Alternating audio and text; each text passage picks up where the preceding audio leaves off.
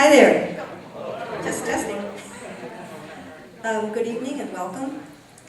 I'm Margot Fassler. I'm director of the program at Sacred Music here at Notre Dame. And it's my pleasure to welcome you here this evening to this really special event. It's been going on for several days now. And we are engaged here in an exercise that's ethnomusicological in nature.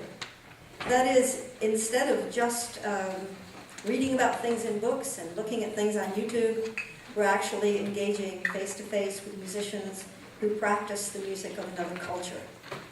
And from that, we learn great numbers of things that we can't otherwise learn. We often are taught that this area of the world is the other. As we engage with these musicians, we find out that there are great numbers of familiarities. Things that we know about, things that we care about, things that we love. This is especially true in my own field of sacred music. We find many common themes, many commonalities. And I think Our Lady of the Golden Dome is dancing up there in a new key this evening. It's my pleasure to also thank my colleague, Professor of Music, Tala Jarjour. She's an ethnomusicologist, and she works in the music of this particular area of the world. It's her specialty. English is her third language, if you can believe it. Arabic and French being her first two. She's worked incredibly hard on this event and worked with the students and worked with us and sort of transformed the campus for several days. So I'm going to introduce her now, and she's going to come out and just say a few more words.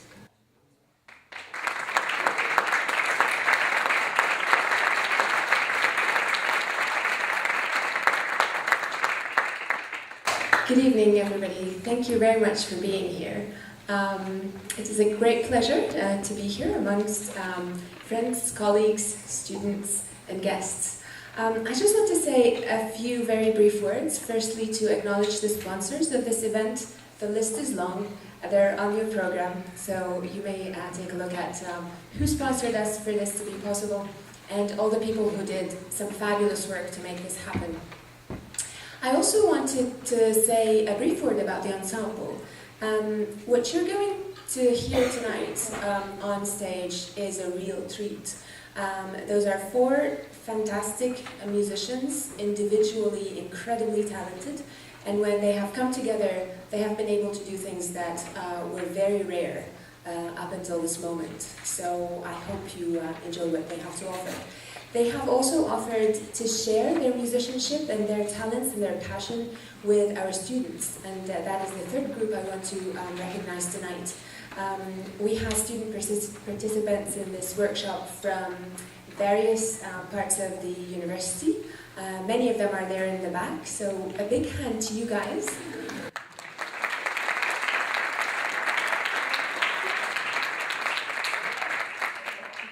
It was really impressive how far they have gone along in getting to know about and to be involved in performing something they hardly knew anything about just a few days ago. And I wanted to say something really quick. As we celebrate music and as we enjoy music, we remember people who are having a hard time. So there will be a collection of offerings outside as you walk out of both doors, and they will go to various charities who are doing relief work in Syria. And so finally, thank you for being here, and here is the chance to encounter music and to enjoy knowing more about it. And I give you the Al Bustan Resident Takht Ensemble.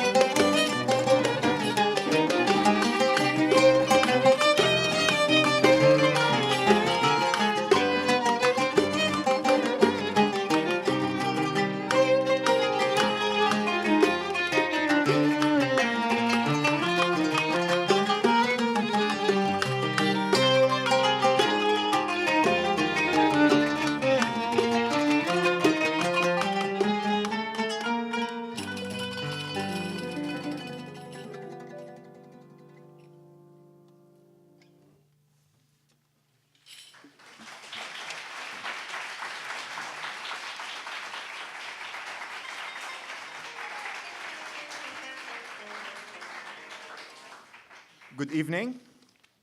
My name is Hanna Khouri.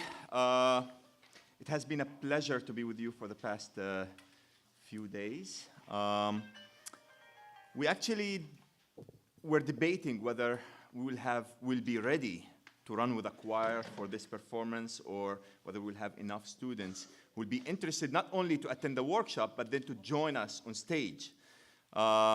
We were very pleased that at least for the instrumental part, we have your very own, Amir from, where are you from, Amir? I'm from the Department of Computer Science. Wow, okay.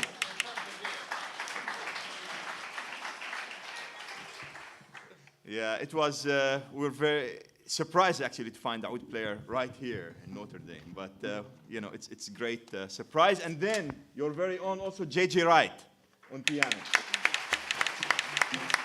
J.J. is a doctoral student and master's in sacred music. Excellent. So the first two compositions we opened with, the first one we played is Speak. It's actually on your program. You have some comments on it. We moved it to the first part of the program. The second composition is actually a section from a traditional Sama'i by Kenan Abu Afash. And the first two compositions are actually by members of the ensemble. One who was missing, but we dedicated this piece for him, given that you know, we hope that he will get better soon. Kenan Abu Afash. I think it's Kenan Idnawi. Huh? Kenan Idnawi. Yeah. No, the first piece is Kenan Abu Afash. Yeah. Good. We always have Hisham Shami here making the funny comments. Okay, so the next composition we are going to be playing a traditional Sama'i Nahawand. It's by Professor A.J. Rossi, who is a professor of ethnomusicology at UCLA. If you count till 10 throughout most of the composition, that's basically, it's in 10/8, most of the composition. And Mr. Hafiz will have to keep you know, in touch. And for the conductors, just try to imagine what kind of movements you have to do with your hands to reach the 8 or the 10/8. And later we'll be performing a piece that's 132/8. So.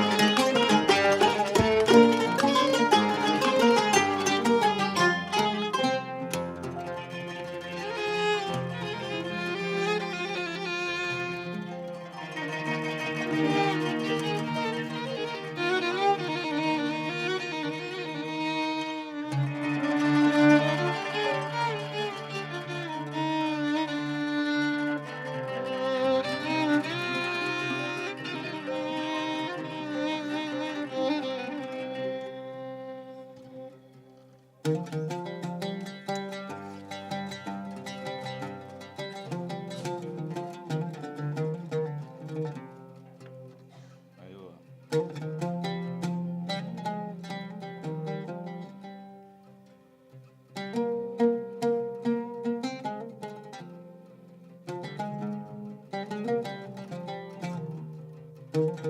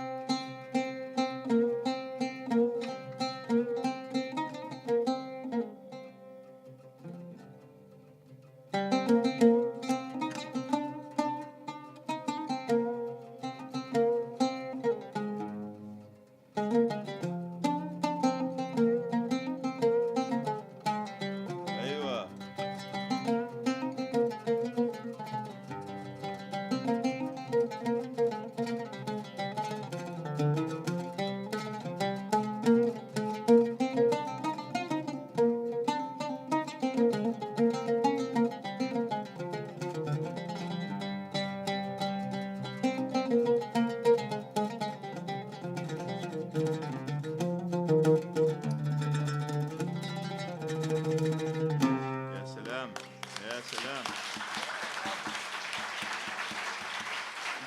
تفضل حبيبي.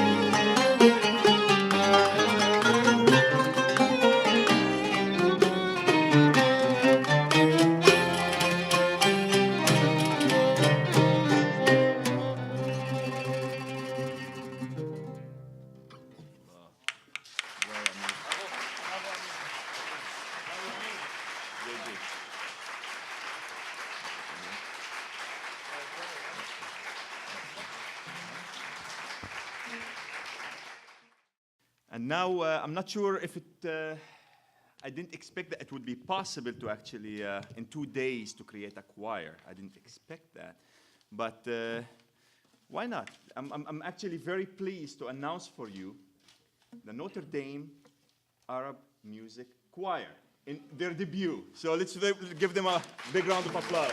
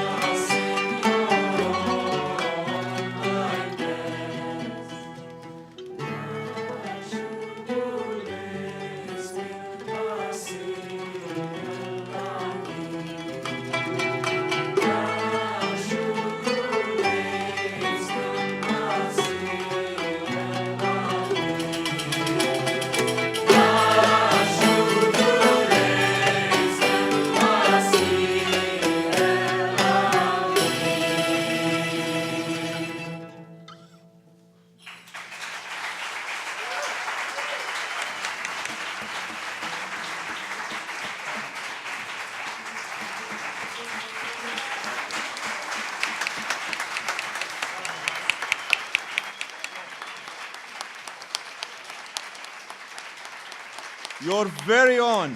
I know in 2 days, it's incredible results. Imagine if you have something year-long or the next time. I mean, I'm very, very proud of the progress. Thank you very much for sharing the stage with us this evening. It means really a lot to me. You know, singing this music from the classical era, there are rare opportunities even for me as an Arab to perform this music in the Middle East nowadays. So we just pray for peace in the Middle East, and just the fact that they are singing this music here and keeping it alive, this is a very, very strong statement in support of this culture, this art, to keeping it alive. Thank you very much.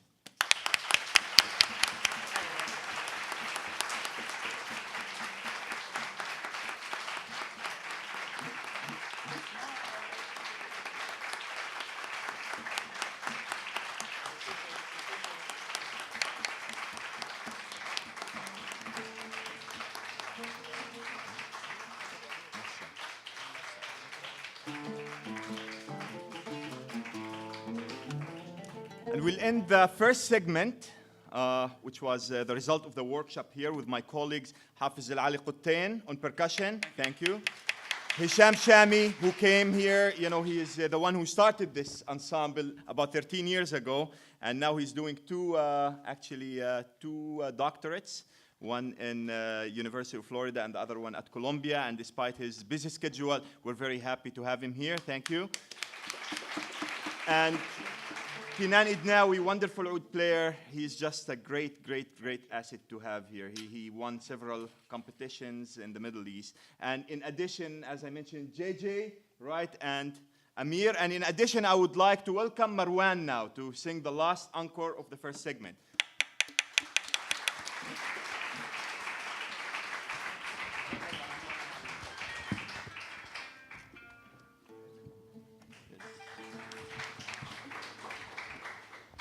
So Marwan, in what department are you in? Currently, I'm in the Department of Business. All things are subject to change.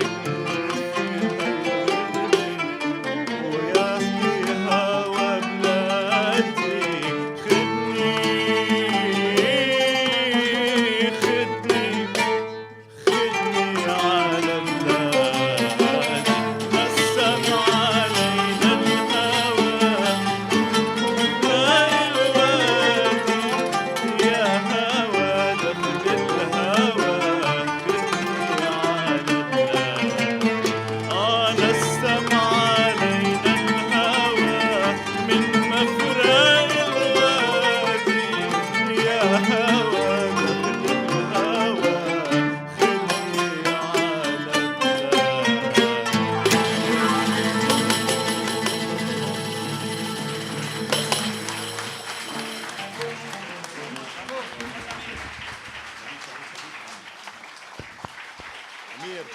برافو أمير.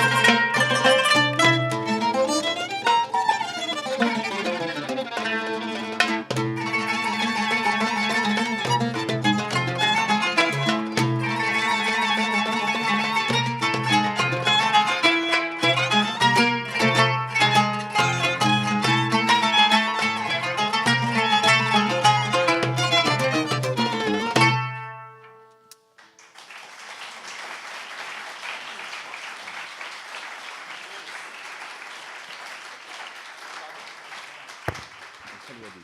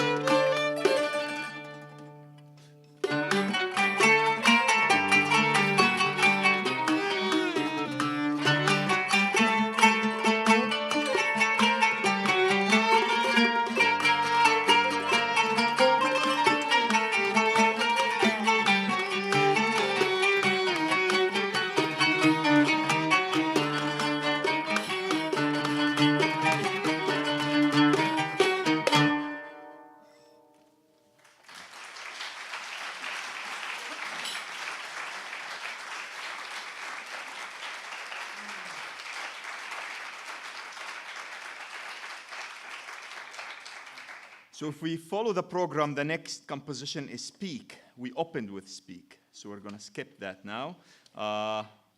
We will be performing RC3. And RC3 is a composition that used to be performed in a gathering, you know, when women will be just sitting around, you know, just having some good time. They will bring a oud player, you know, or a percussionist, and they will play something like really simple. So this composition is inspired by that. And we're very lucky to have Kinalid now here, who will give us a rendition of this composition with Mr. Hafiz.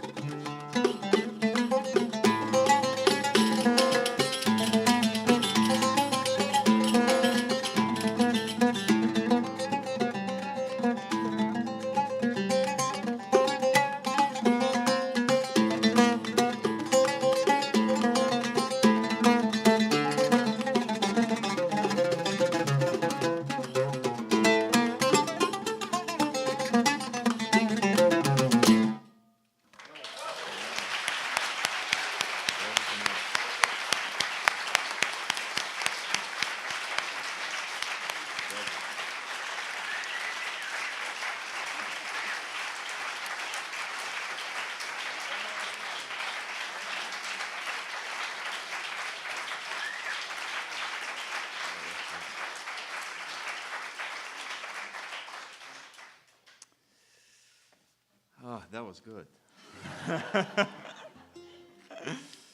Well, the next composition in the program is سمعنا هوند. That was the third piece we played. It was, however, by a different composer, and I learned from a rule of thumb, we cannot have more than one sama'i in a program. It's, it's just too heavy. So we're going to move to the next one, which is Longa Farahfaza by Riyad Sumbati. It's a traditional form, musical form. You will hear the reprise section, which keeps coming back, and each section explores different part of the Arabic mode, but it keeps going back to the main theme. So I hope you will enjoy it.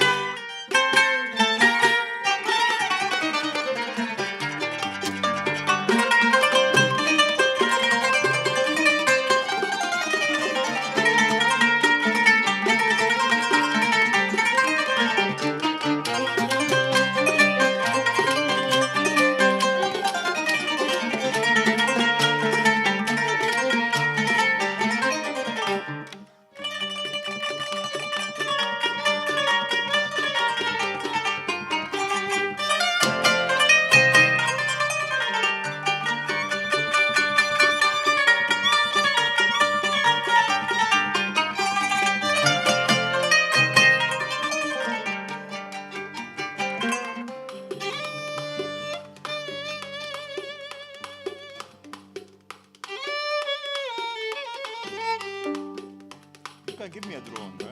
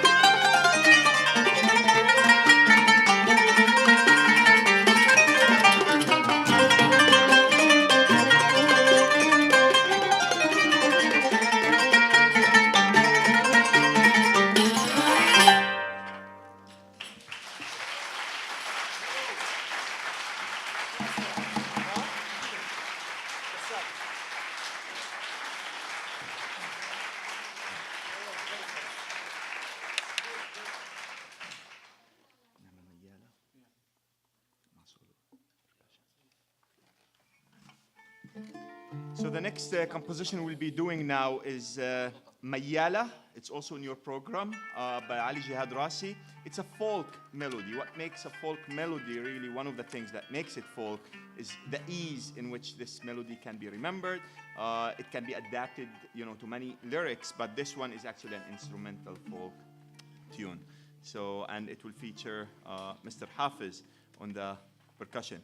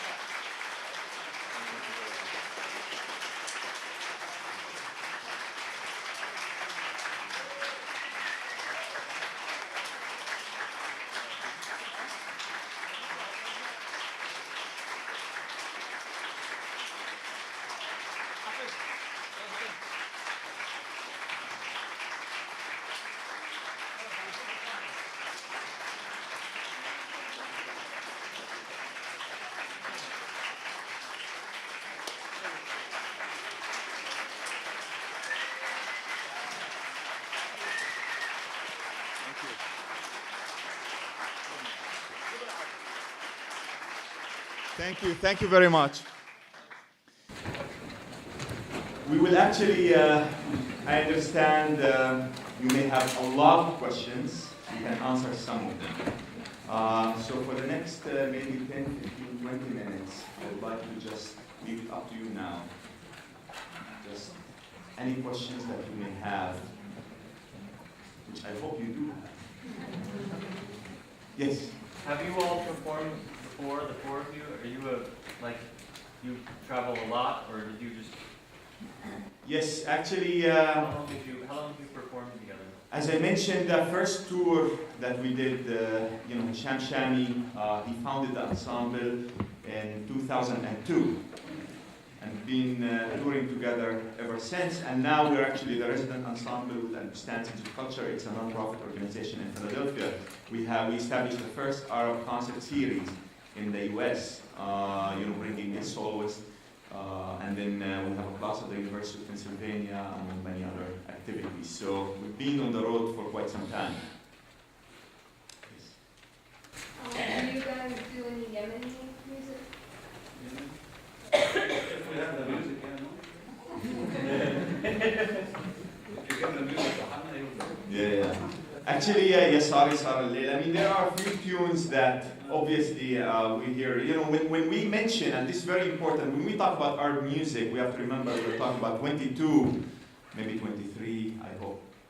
We will see after in a couple of years. But, and the range, it's a very big, large geographical area, ranging from Morocco and North Africa, like all the way to the Gulf region. And then, even in the ensemble here, we have representation, Hisham Shami, he's from Morocco, which is a very stylistically different tradition, than, let's say, the Syrian or the Levant tradition. So what you heard today is really predominantly, music of the Levant and Egypt in that, for that matter, which played a major role in shaping the musical tradition or a pan-Arab musical tradition between 1932 and 1967. We didn't hear anything from Iraq. Nothing from Iraq. Yeah. actually,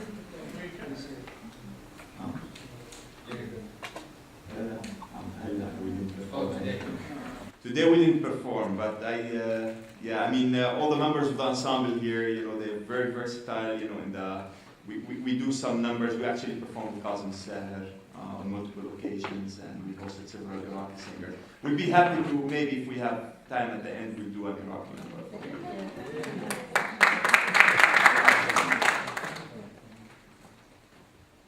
Yes? One thing that struck me was, I'm not familiar with the Arab tradition of music, but in the news obviously we hear all this terrible things, violence, whatnot happening in the Middle East. Yet I found tonight that the music was very uplifting and happy and joyous. Is that typical of Arab music generally? Would you like to answer that, Hisham? Let's hear from Hisham because he has a different experience. Maybe you can talk about the Moroccan tradition. my experience is every time Anna has no answer to a question, let's just say that, like any other tradition of music, there is a huge range of emotions that come with this music. There are love songs, there are nostalgic songs, there are songs that are just very upbeat, others that have very sad tones to them. Different modes correspond to different particular emotions in Arabic music. Today I think we performed quite a bit actually of this music, and one song did not necessarily struck me as being very uplifting, the one that we performed with Amir, which was a Sama'i, which was very slow moving, very mellow moving to it. But yeah, just like I guess any other tradition, there is a bit of everything. Takes a bit of everything to build.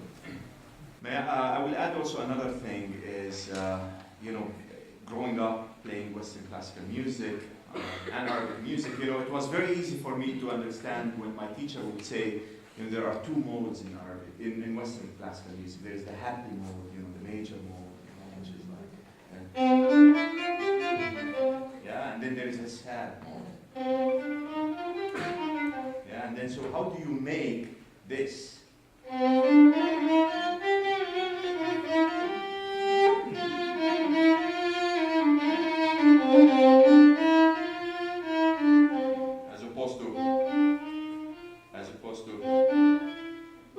I just added one, you know, quarter note.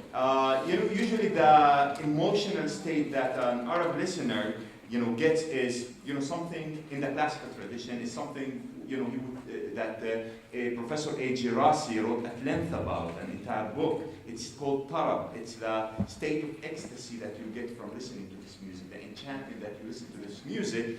But we have to remember that there are also many folk tunes. So we really ended the program with a number of folk tunes, you know, back to back, you know, just, so in a sense, yes, there is the tarab that you get from dancing with your legs, and there's the tarab that you just sit and listen and just takes you to a different place. So, but whatever the music made you feel tonight, that's what it's all about. And the next time you hear the word Allah, you don't have to run away. Allah means God. So this is actually the way that Arabs, you know, sometimes, or listeners in this tradition would say, or Ya Salam, you know, it's something that really touches you deeply in your heart, you know, this music, especially the Sama'i that we perform. So it's not necessarily like, we rarely hear Bravo, that was. It doesn't go very well with falafel.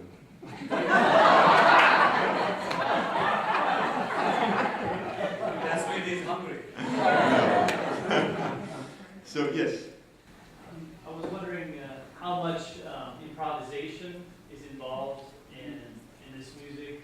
How much is written down? How much is free and up to the instrumentalists? So this is what I had in front of me tonight. No, I'm just kidding. I think we heard some music. Hisham, maybe you can talk about the original.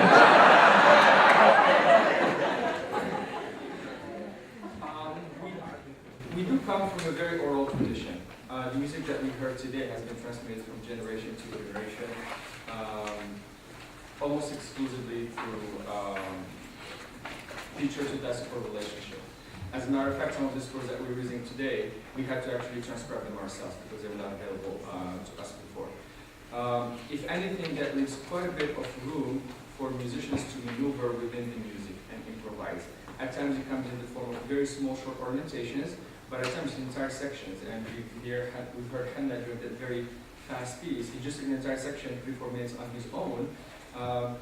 Did the composer intend it to be that way? Probably not, but we just decided that it was going to be fun, and with all due respect to the composer, we thought that would just fit perfectly in there. So there's quite a bit of improvisation that comes with Arabic music. And as a matter of fact, musicianship in Arabic music at times is defined more through the ability to improvise and move from one mode to another, using at times very known modulations, but some very creative ones. Musicianship is more assessed through that than through actual technicality and the ability to master the instrument. Now, someone like Hanna, and I'm not shying away from saying this, because he grew up playing Western music, ended up maybe developing the kind of chops that allows him to improvise at a whole different level. Why? Because he has the technique that goes with it, and everything else he can basically do. If he thinks about it, he can usually deliver it, which is sometimes not the case for many musicians. So, is there plenty of improvisation in Arabic music? The answer is yes. Does that come to define musicianship at times? The answer is also yes. Do you need a bit more than just that to be called a musician? As far as I'm concerned, yes. Thank you. And just to add to that, I think In regards to the notation itself, we didn't really move into this mode of preservation in our music until post-1967. So before that, the music was transmitted orally. So if I want to teach someone music, I have to actually literally sit and teach him different verses. Now, the performance itself was very much, improvised in a sense that the singer can take a number of options. He can go from, to A section, or he can repeat it, or the audience can stop the performance literally and ask that the singer repeat a particular section. Now, this is what this happened, pre-1967, post-1967. They moved into a different mode, as I say, mode of preserving this music. So now they established a firqa, a music ensemble.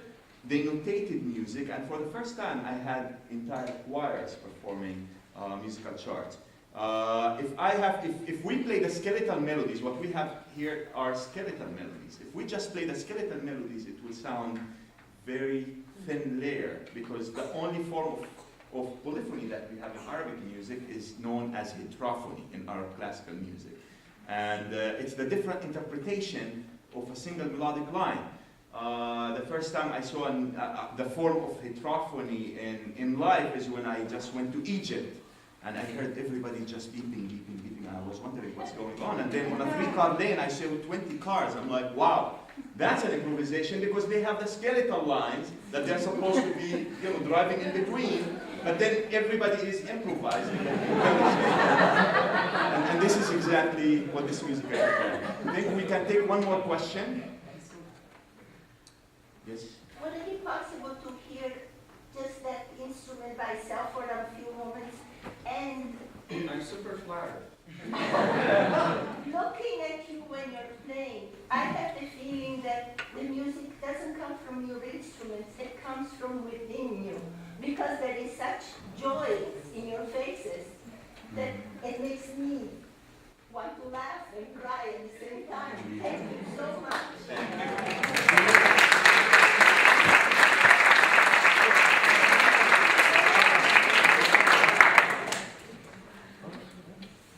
So while Hisham is getting ready, we'll take another question. Yes?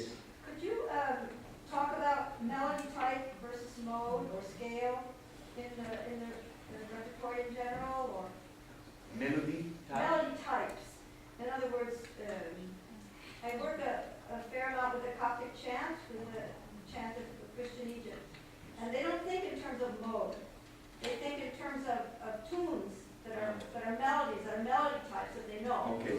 Well, it's actually very interesting what you're saying, because if you move to the Levant, or with this particular music, what we have is, we don't have a scale system, like the known scale, like the 7-note scale.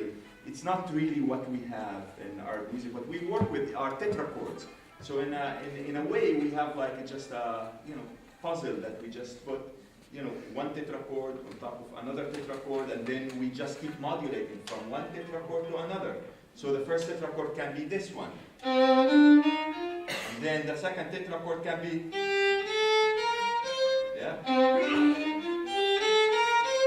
these are 2 tetrachords that, I can just go in between them and modulate into any other mode that I have. If we move to, for instance, the Iraqi tradition, then we are working more, what they call an improvisation is a structured, the mode there. When they talk about mode, they're talking almost about a form of composition. But in the secular tradition, in classical art music in the Levant, we really, the main system is the tetrachords. Now there are, agreed upon, clues about how you start an improv, how do you end it.